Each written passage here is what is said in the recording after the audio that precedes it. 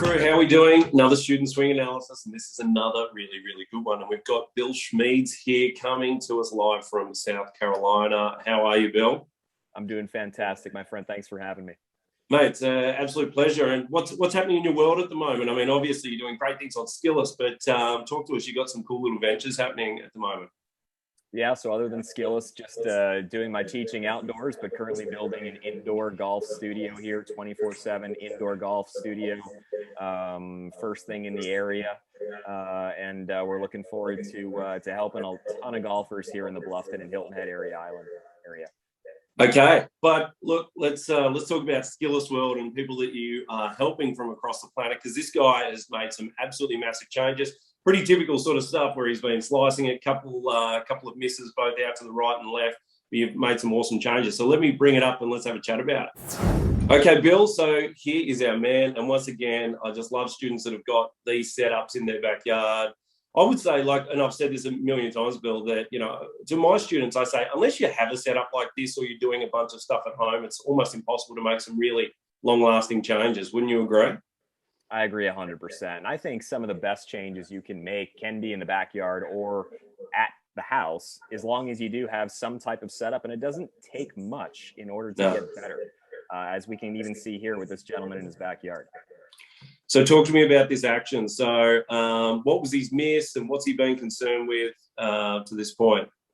Yeah, so Dylan and I just started working recently, pretty much the end of June, and the end of June video is on the left. The most latest video, early July, is on the right. And he was working with some coaches and was starting to lose some distance, and was having a two-way miss, and he wanted to get that distance back and be just a little bit more consistent with kind of start line and curvature. So Dylan, what we did with him is his lead hand grip at address was a little bit weak, a little bit palmy, which in a very small area would allow for the club face to get just a little bit more open around shaft parallel. So if you play that video on the left, Baden, and get it to around shaft parallel. Yeah, right in there. Maybe just one more frame. Yeah, that's fine. And then if we can get the video on the right to be around the same position, we strengthen the lead hand grip just a little bit more on the after swing on the right there. Got it a little bit more in the fingers to help him with the club face, so that the club face, the leading edge, matches the spine just a little bit better. And he's a better player. He was a 5 handicap to begin with. So these are minor changes, but what you're about to see is, as we keep it going to the top of the backswing and begin the downswing, because that face was a little open, you'd get a little steep there, pull down on the shaft, face would get even just a little bit more open.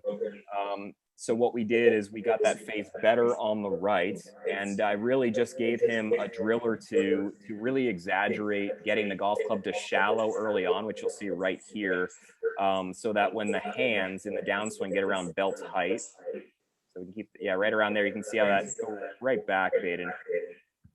Back? Yeah. So one more frame. Mm. There we go. So when the hands are around belt height, I like to see the shaft of the golf club almost getting like right through the trail forearm, especially for somebody that has his tendencies there, so that then he has freedom to continue to move both the body and the club a little bit more efficiently through the hitting area. So you can obviously see there's kind of a big difference there in the transition and then through the hitting area in regards to how he's dynamically moving the golf club, which is a big deal.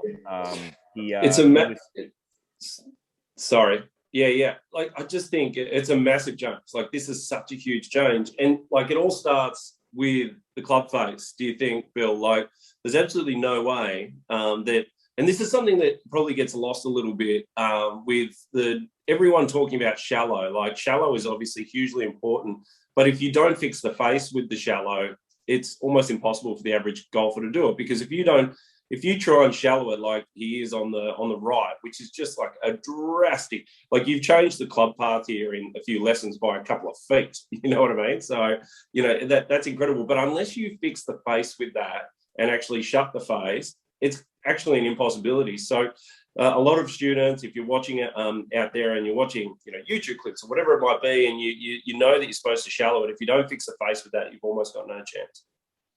I agree 100%. I'm huge on the club face, and the club face indicates to me what a golfer has potential of doing. And if that club face is getting either too open or too closed for what that golfer is trying to do, it's going to be very difficult to kind of get the club and body to move as efficiently as it possibly could.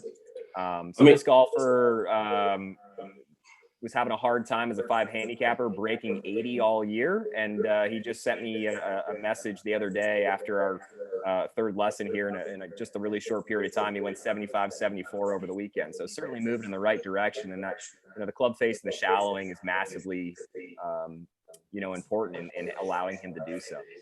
Well, the one on the left, if I'm going to be completely honest, I think I'm surprised to hear he does play up 5. It is a pretty classical sort of maybe 10 handicapper swing where it is, incredibly safe. But the guy on the right looks like he could be a 2 handicapper, doesn't he? These are the differences between a great player and a really average player, is how much, where you can bring that club from. Like, look, you can see how much further away these arms are just getting further and further away from him. And this is like classic Ben Hogan, really, isn't it? To go back to a bit of a throwback. His hands almost look like they used to hit him on the legs as they come around, present the club this way. And that's why he used to have, 4-degree flat irons. And this one here, which always gets the hands up in the air and the heel off the ground, is when you end up with upright golf clubs sort of thing. So it's just a really stark difference and a really classic example of what makes a good player and what makes an average player. No, absolutely. He's done an amazing job in a very short period of time. And I'm just a big proponent of one, setting the plan and illustrating prescriptive drills that allow the golfer to make an exaggeration so that we can kind of get closer to that second video. And that was what you just said then is interesting, because I was saying to you just prior to our chat that I was actually speaking to one of your other students who was just raving about what he's done with you, and he's absolutely loved the experience. But what it's done for him is changed the way he thinks about improvement. So previously, when he would get in-person lessons, all he would do would hit balls, and the pro would stand there and say, that was a better one, that was a good one, or, slow it down a little bit, or work on your rhythm. But it was just sort of hitting golf balls and reacting to the ball flow. Whereas what this student was saying about the experience with you is that it's totally reformed his thinking to, no, just stand in front of a mirror, or like train my body to do something different, like removing the club and removing the stimulus of the ball flight flying out there. And it has obviously transformed his game, and he's hitting the ball so much further. And what it's done is compressed the learning cycle. So rather than standing there and just like doing the same stuff and never really changing anything, to removing yourself out of that environment and training your body to do the correct stuff in a controlled environment at home.